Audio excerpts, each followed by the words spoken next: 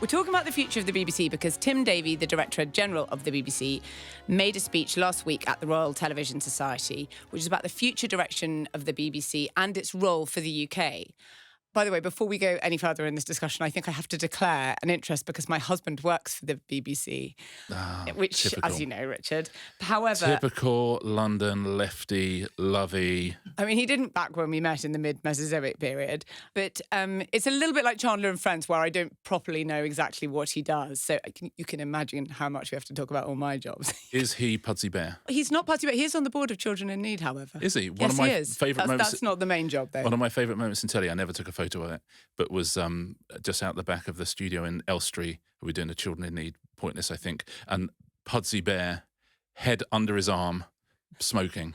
I thought, oh man, that's behind the magic, isn't it? You could ruin some childhoods there, couldn't you? You just have. So I listen. So long as there's no 7-year-olds listen to this, and if there are, they've got to learn at some point. Yes.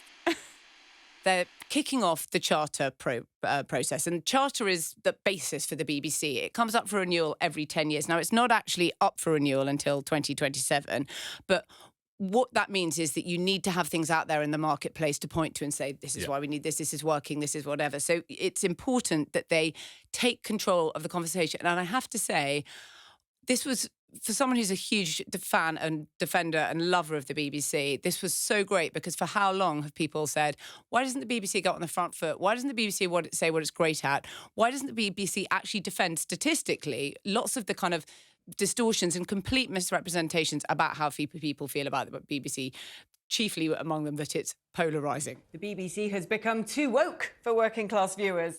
It was pretty good to see him out there and saying, this is what we're about and this is why we matter and this is why we matter more than ever, when we're not an anachronism. Yeah, it's going to be a fascinating time. As you say, in 3 years' time, they're going to work out, it's possible they'll get rid of the licence fee altogether and the BBC will be utterly unrecognisable. The government have put together a group of the great and good to talk about that, including my old boss, Sir Peter Bazalgette. So, that's in play, this idea that there'll be no more licence fee. And obviously that's been a huge thing over the last few years. We talked about Channel 4 being under threat, but the BBC has really, really been under threat. I mean, from the left, from the right, everybody hates the BBC publicly. Except they don't, which we'll again come to. Exactly. You could get the impression that a lot of people hate the BBC, but this isn't the case statistically. It's almost impossible to have an organisation that is more trusted. Now, there's an issue at the heart of this, which is we pay a tax for the BBC. Okay, and so everyone is allowed to have an opinion on it, and also everyone's allowed to object because they don't want to pay tax for something they don't like or something that doesn't represent their values. So that's always been the issue, and that tax is the licence fee. But everyone who's 35 or below, the BBC is not going to last forever, certainly not in its current form. My most senior friends in television said, just pick a number out of the air, how long has the BBC as we know it now got left? And then I got 3 years, 5 years, 7 years. Okay. I think that's nonsense. So, sorry. We are not going to have the BBC as we know it now, which is, we sit down and watch these linear television channels. And we got Bargain Hunt on, and then we got Pointless on, and then we got the One Show on. That cannot last. That dam cannot hold. But it's interesting that even now, the full output reaches 99% of people in this country on a monthly basis and 90% on a weekly basis. That is extraordinary. It's huge. And listen, I've always felt uncomfortable talking about the BBC because for the last sort of 10, 15 years publicly, I've sort of been paid by them. What I think about it has been meaningless. I do almost nothing for the BBC now. I do House of Games and that's it. So I feel like I'm more in a position to talk about it. When we were running Endemol for many, many years, we were obviously operating in lots of different television territories in America, in Germany, Australia, everywhere around the world. And I felt that the infrastructure, the production infrastructure and the television infrastructure in Britain was healthier than anywhere else in the world. It was the single best television infrastructure anywhere. If you think British TV is bad, this is the best you're going to get anywhere in the world. And I thought one of the main reasons for that was the BBC and the way that BBC was funded and the things that BBC had to do and what that meant for the other channels as well. Because there's absolutely no doubt how it affects the wider market is such a crucial part of what it is and a part that's often misunderstood by people. Exactly. And one of the reasons that Sky News is so good is because of BBC News. Yeah. One of the reasons that, ITV drama is so good is because of BBC drama. One of the reasons that, Channel 4 make the programmes they do is because of the BBC. So when people couldn't compete for funding, they competed for quality. Yeah. And that has been a really fantastic thing about our market. I think exactly that. I think, listen, it can't last because not enough young people are going to be watching linear television and not going to be watching the things that we know the BBC as being. So what Tim Davie has to do, and what I think he's rather good at doing, is saying, look, it's still very important creatively and culturally that we have a levy in this country that pays for something that belongs to us all, that pays for culture that belongs to us all. Yeah, the universality. That's one of the three big planks of his speech was universality. The others were creativity and impartiality. I'm not going to get into news because I am. It's not my area. Oh my God, I look forward to that so much. But in terms of the world of entertainment, listen, you would not, starting from scratch, invent the BBC now and say, we're going to tax everyone £170 a year to have a television service. You just wouldn't do it. It wouldn't happen, which is why in lots of countries it doesn't happen. But this is what we have. I think we're enormously, enormously lucky to have it, is the truth. It's under huge threat because there's so many things that could sweep it away. It's going to require enormous skill from Tim Davie to shepherd the BBC through and to get to another licence fee and to make the BBC relevant in the media landscape that's to come. Quite apart from asking these TV people how long they thought it would last, I said, well, do you think Tim Davie is the guy to shepherd this through? And every single one of them said absolutely, unequivocally yes. He is politically very astute. He is creatively, he just employs good people and leaves them alone because he understands that in the next 3 years when this topic is raging, he wants to have some hits on his channel. He wants to make sure that you're sitting at home with your children watching Gladiators and they absolutely love it. He wants to make sure he's got great drama because it makes every single other thing he does easier. It's interesting, they got 21 out of 30 RTS awards this week. Yeah. That's pretty incredible. You know, genuinely, they've got 30% less money than they had 10 years ago. I'd take the unfashionable view that the BBC used to have too much money, but you can't say that out loud too much in television, but I believe that to be the case. I think there used to be an awful lot of wastage at the BBC, and there is certainly not now. That's for sure. You know, it's about the most cost-effective place you can make television. I mean, you know, they are really not overpaying for and when you think what they get for it, because Yeah. in terms of the total viewing of the BBC, British people spend more time with the BBC than with all the other streamers combined. And when you think of the cost of everything on those platforms put together, I mean, to say it dwarfs the licence fee settlement is ridiculous. And also, by the way, the streamers are making an incredibly small amount of programmes and an incredibly narrow amount of programmes and not having to do any of the stuff that the BBC is having to do. So it's so easy to imagine a world in which the BBC literally disappears in the next 3 years, 5 years, 7 years, which is not, by the way, what these people are saying. They're saying it's going to look different. But the BBC could just disappear. If it was badly run now, you know, it could just go. In a heartbeat. I hope it is a more positive time for it because, as we've talked before about being under threat forever by the government, which was the case that's happened with Channel 4, it is a really bad environment to try and do the things you're best at in. Yeah. And it's not to say that a Labour government wouldn't cause problems with the BBC. Certainly the Blair government was often complete loggerheads with the BBC. But I think it would, to not actually be in the permanent crouch position every single day, it would be quite interesting to see what it can do. And I do think in terms of news, that is one of the really amazing things. If you look at the US, look at their news market, it's so polarised. There is trust and distrust. It's really polarised for individual organisations. So, you know, some people will only trust Fox News. Some people will only trust, I don't know, the New York Times, but everything, all of those things are utterly polarised. Our market is so much better. It is much more trusted across the board, by the way, even though there are polarising titles. The Daily Mail might be a polarising title. The Guardian is a polarising title, but they are not so far poles apart. Do you know, 60% of people frequently consume BBC News in this country. 60%. It is so far out the other end of the scale compared to all the other things, all the other titles, and many other the newspaper titles who, by the way, are lined up against it every day and distort the idea that actually people really don't trust it and it's really polarising. It's not polarising. 60% of people frequently consume it. And there is nothing like that in the world. And your point earlier about, well, maybe you wouldn't come up with it. My God, I mean, you would want to come up with it right now in a world that is increasingly polarised. I'm talking about the news particularly, that is increasingly atomised, in which 70% of the world doesn't even have a free press. My God, if you could create this thing. And yet it's absolutely mad that it has been attacked for so long, because I always think that we export three kind of mega things in this country and we make them brilliantly. Financial services, weapons and media and creative industries. There you go. I mean, which one do you really want to talk about to your friends? I'm not, no shade on the other two industries. Listen, No shade on the old arms dealers. No shade on the weapons industry from us. We are, listen, if you want to advertise, listen, BAE Systems. Raytheon, call us up, hit us up. I would say that as a piece of sort of soft power, that you go around the world and people talk to you about. I've been in the most extraordinary backwaters in the middle of nowhere, and people have said, "Oh, we listen to BBC." No, because we don't have good media in our country. To attack something with that soft power, when let's face it, we're doing not brilliantly in a load of other areas as a country, seems to me absolutely crazy. Well, one specific issue is this: I get it if you're right wing and you don't think taxation should pay for a media company. Right? I get it. You're allowed, absolutely 100% allowed to think that. You can argue that all day long. To stop funding the World Service as a government is genuine vandalism, genuinely dangerous, makes the world a worse place. But they know that that's not the right thing to do. That's the thing that, listen, Tory government want to get rid of the BBC. I get it. Your culture, you're allowed to think. I completely disagree with you. I think it's crazy, but I get it. But they knew that defunding the World Service was making Britain a less safe, less prosperous place. They did it because they wanted to annoy the BBC. It was ideological. They knew it would hurt the BBC, and they were cutting off their nose to spite their face.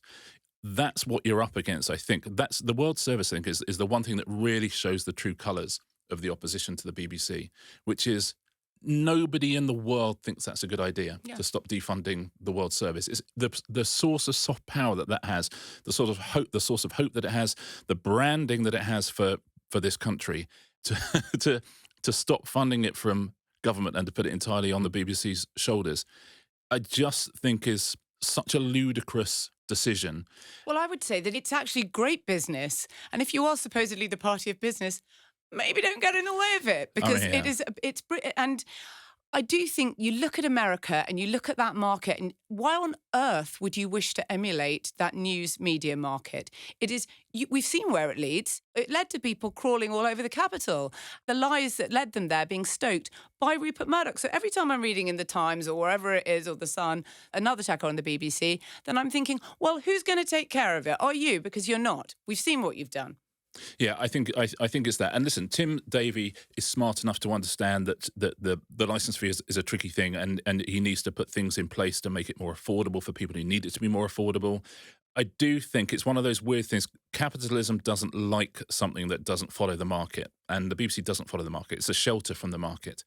And it is the most extraordinarily weird edifice this country has created. And it's created it, by the way, because we're such a smart country and creatively we're brilliant. And I think I do feel I can take my gloves off now and say I've never felt able to stick up for it. From a business perspective, from running a big, big, big multi-billion-dollar company that worked in every country in the world, my God, we have got the best media in the world. Huge problems everywhere. Of course there are. We have got the best television system in the world, and the BBC is just about the best media organisation you could ever find. And if you think it isn't, then I'm afraid that I just don't think people know enough about the markets in the other countries, or about the lack of free press or anything. And it's a pretty nice assumption to have that it's awful and polarising, because let me tell you, it is not.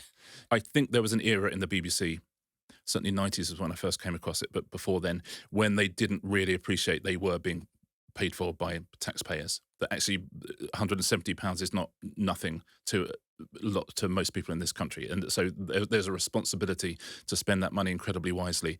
I can't think of an organisation that understands that more now, that really gets that every single penny that is spent is coming from people. And, Tim Davie understands that BBC Studios has to get bigger and bigger and bigger, and you've got to find new ways of making money. Doctor Who is now being co-produced by Disney. So in the future, there are other ways that you're going to have to pay for BBC products, and BBC can make money. But the heart of it has to be that licence fee. And as I say, this panel of the great and good who are about to start talking about it, a lot of very savvy business people in there, someone from the Foreign and Commonwealth Office in there as well. I think it's going to be hard for them to sit down and talk about the BBC and not understand what it is and how important it is and how unique it is in our ecosystem. And I can be told I'm a left-wing all I know is from someone who ran a business, this makes such a lot of money for Britain and makes the world a safer and better place. And also, wake up of the top 10 websites in the UK, only one, the BBC, is British. Otherwise, it's all Silicon Valley or TikTok or whatever it is. So work out what you want and whether it's worth protecting. I find it absolutely extraordinary that they might not. Yeah, because if we get rid of the licence fee, then maybe Musk will buy the BBC. So that's it. It's one or the other. Time to save another company. We are now going to talk about celebrity book clubs because podcast fave Dakota Johnson has launched her own new book club, which is most of these things are done via Instagram now and are sort of recommendations. She says our book club is literary fiction. It's not beach reads. It's not silly. Wow. Okay. She's such a particular personality, hasn't she? Count me out. God love her. Yes, she really does. But she joins, obviously there was Oprah. She's been doing it since 1996. It's actually relatively, she's only done 104 books since 1996. So that's... Lazy. Yeah, people say that about her, actually. Notoriously. Yeah, and it all used to be on TV. Richard and Judy had one that for a while was a huge market mover. But now it's mostly on Instagram. Reece Witherspoon had a mega one. Yeah, hers is super huge. Yes, it's interesting that, because the big question you want to ask is this good for books? Yes. And by and large, the answer is no, not particularly. I would say it's almost entirely book neutral. It's definitely good for the people running the book clubs. Yeah. That's for sure. Whether it's just in terms of pure branding that suddenly they look smarter because they read books. Well, I think that is a big part of why they are doing it. It's extraordinary. It is almost exclusive. In fact, it is, as far as I can work out, exclusively women who are doing them. Sarah Jessica Parker's got it, Dua Lipa, Emma Roberts, Emma Watson, Florence Welch. It used to be done on television, these things, and people would... and Oprah's was obviously a television segment, but now exists as a sort of online thing. Oprah's really shifted books back in the day, which is the crucial thing. And there was a funny episode. Do you remember when Jonathan Franzen, the novelist, was really annoyed that his novel, The Corrections, had been picked as Oprah's book club thing and said, oh, no, I don't want to be because she picks really schmaltzy things and whatever. It's like... Oh, right, you don't... Because sometimes she would sell them an extra sort of 5 million books. I was going to say he sold 5 million copies of The Corrections off the back of that. So I think he changed his tune. Yeah, but he never did again. You'll not ever sell 5 million copies of any of your books ever again, I don't think, because everything has changed. And, that was a really sort of snobby, snooty thing. And there are some of them that you think, OK, it's an extension of the brand. Like, I'm an intellectual. In that same way that suddenly wearing much more edgy fashion on the red carpet, you can see that someone's maybe got new representation and they're being sort of made to look like a slightly different type of persona. So people think, oh, I see, you could get smarter women roles or whatever it is. And I think with some of these people, which I probably won't go into specifics of who, some of these people have done that because it sort of gives them an intellect and a heft and just a something. It makes them seem like a different type of persona than perhaps the one they started out with. Yeah, and I don't mind it, by the way, because listen, anything that gets books out there is great. And if we're teaching a generation of kids that it's cool to read books, then that's fantastic as well. But yeah, as you say, back in the olden days, Oprah, Richard and Judy would shift a lot of books back when we were quite monocultural. And if something was on TV, we all saw it. So these new ones do not really shift books. If you are on one of these things, your book might sort of go up the charts the next day or the next week, but that will be it, really. So it's blips. Is the truth. It's blips. The people it's really, really good for are the people running them. So Reece Witherspoon, and fair play to her, actually. It's a very clever business model that she had this book club. She would buy the rights for the book. She would buy the sort of TV. It's part of her production company, Hello Sunshine. Hello Sunshine. She would then tell everyone to read those books. They would be hits. She was then able to make those films, and she sold Hello Sunshine for $900 million. I mean, quite a lot of people have got quite a lot of views about that particular price, but let's just say Reece got the top of the market. Yes, I think she really did. Well, you really got the best possible price there. And again, I think Dakota Johnson says, I'd rather be doing this than talking about face serums. So, I sort of get it if you're going to make 900 million. She can talk at length about face serums. Yeah. So, listen, what can't she do? She can do it all, can't she? Yeah. But yeah, now it's far more, branding for the actual book clubs. There's a lot of, I think Kendall Jenner has got a book concierge. I read this. She's got a book concierge, someone who sources the type of books Kendall Jenner should be photographed with. Yeah, they call it grammable literature. There's actually a really expensive handbag designer called Olympia Latan, and she creates these bags that are sort of embroidered and appliqued to look like books. So it might be like To Kill a Mockingbird. I mean, it's all quite ridiculous, really. She's done ones like Mean Girls and the Burn book and things like that. Okay, But keep actually, talking. yeah. So, but that's to me what Kendall Jenner's books are. If you're sort of lying in there on your tummy. There's also people who will tell you what to put on your shelves on Instagram as well. Who will stock your shelves for you. So in the back of whatever shot you're in, it looks like you've got very good taste in books, and you've got Well, whatever. that was the whole pandemic, wasn't it? Just pausing screens so you could see, like, how many books what books they had on behind their shelves. You can tell whether something works in terms of whether the publishers, the agents, and the authors are really chasing it. And no one's particularly chasing these book clubs. Even now, Richard and Judy's one still goes and still does well, and they do it in conjunction with W.H. Smith. So it's better to be part of it than not part of it. But you're not suddenly going to sell 1 million copies like Alice Sebold did with The Lovely Bones. Yeah. That was a big one for Oprah, wasn't it? That world has gone. The fascinating thing is the only thing that really, really sells books like Oprah and Richard and Judy used to is BookTok. These influencers on TikTok, and they are all ordinary human beings. No one is buying books because celebrities tell them to, whereas everyone is buying books because non-celebrities tell them to. Which, that feels like maybe it's a good thing for us culturally. Yes, the democratization is much better. Kim Kardashian and Chrissy Teigen were going to do one, and they even announced they were doing a book club. And then, quite a lot of people who actually start normal book clubs never did anything about it. And then when someone finally asked them about it in an interview, one of them just said, no, we were too lazy. It's like, you don't even have to do it yourself, love. But if you say to someone, you should watch Ozark, it's really easy because it's an hour. A book is it's a lot. You have to really want to read it. And especially if they've deliberately chosen some slightly obscure intellectual book just to look good, it's quite hard to get through the first 5 pages or so. So it's quite a big ask to tell someone to read a book. The only times it really works for me on TV, if ever I mention a book which I know people will love the idea of and they'll read the first 2 pages of and keep reading, then that book does well. So I've talked about A Month in the Country on various things, and it goes to number 1 on the Amazon chart. Again, only for a couple of days, but it's better than not. And on an episode of Pointless once, I mentioned Simon Garfield's incredible book, The Wrestling, which is like an oral history of British 70s, 80s wrestling, and it's absolutely extraordinary. And that went to number 1 because I knew that those are ideas that people go, that sounds like the best book I've ever heard of, and go and buy it. But, if you just say, it's a book about, love and loss in, 1930s Missouri, everyone's like, oh, what was that thing? And 5 minutes later, they forget. This is my view on everything culturally. If people cannot click on something in the 30 seconds after you tweeted about it or Instagrammed about it, they are not going to click on it. People always say, could you tweet about this TV show? It's on in 4 days' time. You go, no. You tweet about it 25 seconds before it comes on air. Osman's theory of click-through. I like it and believe it. Yes, it's very credible. And with bookshops, one of the best things is bookshop.org, which is essentially all the independent bookshops teaming up to sort of take on Amazon. Because with that, because people will buy books, they'll hear about a book, they will click and buy it immediately. And, the default has always been Amazon. Now, bookshop.org, you can do exactly the same thing, but the money goes to, local bookshops in your area. But if people have not clicked in the first 20 seconds, they are not going to click, I'm afraid. They just, they're not going to do it. I think celebrity book clubs are good for the celebrity. They're certainly, I think, perfectly acceptable for our culture. The other fascinating thing is Netflix adaptations don't really sell any more books, unless it's a book that people have already heard of. So one day, the Netflix adaptation, that book goes right up to the top of the charts because people have already heard of it. You get something like You, which is a huge hit on Netflix and brilliant books. It makes no difference to sales whatsoever.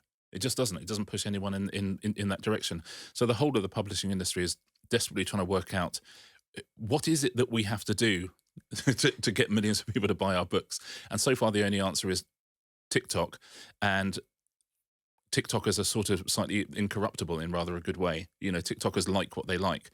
And so the whole book industry is like, I used to love it when we could just get Richard and Judy to choose our book and, we could sell 1 million books and then go for lunch. It's a tough industry, but, the good news is more and more books are being bought and being sold. More and more people are advertising them and talking about them. But it's hard to have that massive breakout hit that Oprah or Richard and Judy used to give you. Okay, Richard, talk to me about Death in Paradise. Death in Paradise. Now, Death in Paradise has been going 13 years. It's been getting between 7 and 10 million every single episode for that entire time. Explain it, please. Can we say that it is a Sunday evening BBC show, which is a sort of murder that is solved within 1 hour? Yes. which is part of the killer formula, sorry for the pun.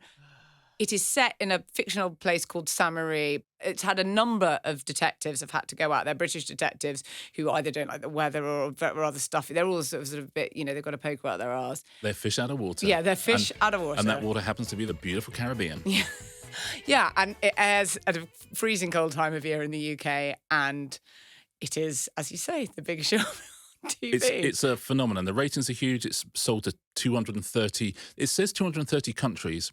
I don't think there are 230 countries, but so maybe 230 territories, let's say. But either way, it's pretty much the whole world. Well, now you've told me about all its territories, Richard. It probably is bigger than Bond, although an extraordinary number of people in this world claim to have watched at least one James Bond film. There was some amazing statistic not that long ago saying that like half the planet had seen a James Bond film, which was quite pretty good. 46% of Americans said that they'd watched almost all of them. Yeah, I'm not buying that. I still think, though, that something that's getting 8 million people watching a week is culturally more important than James Bond. That's my view. Even though, they're not going to have exhibitions of the posters of Death in Paradise or, big exhibitions of the cars or the weapons. But I still think this is a bigger gig for a young actor. I think if I was Aaron Taylor-Johnson and I was offered both, I think, come on, let's head out to Guadalupe. Oh, my God. I'm sorry, I can't get on board with that one. I'm not getting on board with that one. You don't have to go to the gym, Aaron. You wouldn't have to do any of that stuff. No. No? There's no need for steroids on, not that I'm suggesting Aaron Taylor-Johnson has taken it, but, it is the toll of the role. The toll of the Bond role is significant. Yeah, but no mosquitoes. It's one of those real things that, the critics don't like it or write about it or they're snooty about it. And actually, I think even some people within the BBC are snooty about it. But the new chairman it's his favourite show. Oh, great. That's good. Like a lot of people like a murder that can be solved in an hour. That story of the week formula, that obviously there are ongoing kind of plot lines, but it's a sort of big bowl of macaroni cheese, isn't it? Nigella's got a thing that she always says that it's sometimes just eating a bowl of one thing. Yeah. Not like lots of different things on a plate, but a big bowl of one thing is the most comforting thing you can do. And I think it is a big bowl of one thing. Well, it's funny, I was talking to Belinda Campbell, who's the exec producer at Red Planet, who make it, and she said, oh, you would not have believed the first reviews of this show. We were just sitting there, it was awful. But round about series 10, the broadsheet started going, oh, okay, this is actually a decent show. Because here's the truth about Teddy, people don't watch rubbish. Yeah. There's loads of shows that are like Death in Paradise. Sorry, if they buy your paper, if they buy your broadsheet, they probably watch that show. Yeah, exactly. It's the same market. For the sort of show it is, it's the best one. That's the thing. And the origin of it is interesting. Robert Thorogood, who writes it, who's a terrific writer, is a novelist as well. And he was saying he's done a couple of radio things, but nothing, and he is absolutely out of money. And his wife said, "Look, all the best ideas are in the paper." And he read the story about Bob Woolmer, the cricket coach in 2007, who died in the Caribbean, and he just read that they sent a Met detective out to investigate his death. Yeah. And he went, oh, well, that's... They thought it was murder for a bit. Yeah, exactly. And that was, his start point. You think, oh, I can imagine that, he's wearing the wrong clothes and what have you. So he had this, untitled Caribbean detective show for ages. He said he took it everywhere. And they all said, we don't know who you are. The broadcasters won't know who you are. And also it'd be really, really expensive because it's set in the Caribbean. And, it was okay. And then it was Tony Jordan. It was one of the big brains behind EastEnders and did Life on Mars, and he got a, break in TV because someone gave him a lucky break. He funded a competition for scripts, and Robert Thorogood sent something in, not this, but Tony Jordan liked his scripts, and I'll meet up with you. And he said, oh, I've got this thing about a detective in the Caribbean. And Tony Jordan went, done. Okay, we're going to sell that. And Robert Thorogood goes, yeah, but no one knows who I am. And Tony Jordan goes, I don't care. Yeah. So that absolutely doesn't matter. So Tony Jordan's the first hero of this story. And then Ben Stevens read a script and said, well, this is amazing. And then Polly Hill, who's now head of drama at ITV, was just on Mr. Bates versus the Post Office. Robert Thorogood said just before it was all ready to go, he said she gave one note. He said, and it transformed it all. And she just said, could it be a bit more fun? And he went, of course. But of course, actually, yes, it could be a bit more fun. And in terms of the funding, the BBC couldn't fund the whole thing because of where it's set. But French TV had got in touch and said, oh, we'd like to shadow one of your productions to work out how you make big drama. And they were saying, well, we've got this thing, and if you would like to come in on it. And then they came to Robert Thorogood and said, would you mind moving it from St. Lucia to Guadeloupe? Because there's enormous French tax advantages there. Yeah. And he was like, yeah, I think that's okay. I think we can do that. And suddenly this show is born, and it makes the BBC a fortune. There's spin-offs beyond Paradise with But Chris they thought Marshall. they couldn't get over Ben Miller leaving at the time, which is really interesting. I mean, because I'll tell you, this is the one, rather like James Bond, Richard, you hear a lot about the toll of this role. You hear a lot, everyone's thinking, I quite fancy that job, going out and filming in Guadeloupe. But because they make so many episodes of it, they are out there for a big part of the year. And I mean, I'm told there are quite a lot of mosquitoes, and there's some stuff about, but you're away from your families or whatever. Living on holiday is not the same as going on holiday. People will play the world's smallest violin, unfortunately. I know. Yeah. I know everybody's feeling really sorry for me. By the way, the guest stars love it. Oh. Guest stars, you go All out, actors, they've had amazing people guest starring on Yeah. it, because it's like, do you want to go out and sort of be murdered or be a murderer and spend my 2 weeks in Guadeloupe? Yes, please. Exactly. It's the dream for actors to head out and do that. And you can see as well, you can see how much they're enjoying it. Yeah. It's made with love by very talented people. It was come up with by a very, very smart man. It's run by very smart people. And I'm also just fascinated with who's going to be the next detective. By the way, the streamers, all they want now really is big mainstream shows. They want shows that could run on BBC One and ITV. Yeah. Ideally, they can drop out once a week, not in a great big box set. They want we're going back to that. So, if you're thinking, but Netflix and Amazon and Apple, are making this edgy stuff. Every single thing they're calling for is, can we have big mainstream stuff with people that people recognise in it? So the world of television is coming towards Death in Paradise rather than the other way around, which I think is fascinating. I've got a mega recommendation, which is that book I told you I was looking forward to at the start of the year, Caledonian Road by Andrew O'Hagan. It is out on Thursday. It is absolutely brilliant. It is a State of the Nation novel. Don't let that put you off, because the nation's in quite a state and someone had to do it. It is very funny. It is sprawling. It's Dickensian. It's very moral. It's very intellectual. It is a terrific, terrific book. I cannot recommend it enough. And you say it's set in Guadeloupe and someone is murdered. It isn't, but what a wonderful thing for a sequel. Exactly. It's set in contemporary London, and it's absolutely terrific. I'm just going to recommend the new Beyonce album, Cowboy Carter, which is everything you love about Beyonce plus everything you love about country and western. Amazing guest stars as well, and it's just it's a joy from start to finish. We talked about a lot, didn't we, today? We did. We covered an awful lot. Yeah, I hope we weren't too strident on that BBC stuff. I hope it comes across that we actually care and it's important to us. But it's certainly something that for the next few years, if you do care, it's something we need to keep an eye on, I think. Absolutely.